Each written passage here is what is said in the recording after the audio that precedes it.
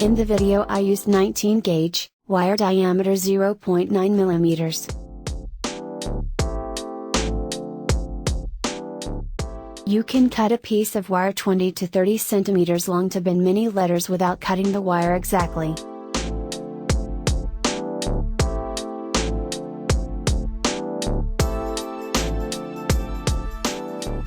Depending on the purpose and size of the letters, you can choose the appropriate wire size.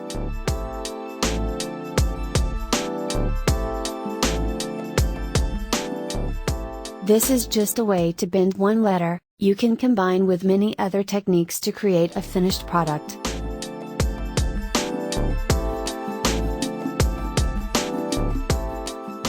You can choose any typeface you want, and curl to the writing stroke or according to any way you like.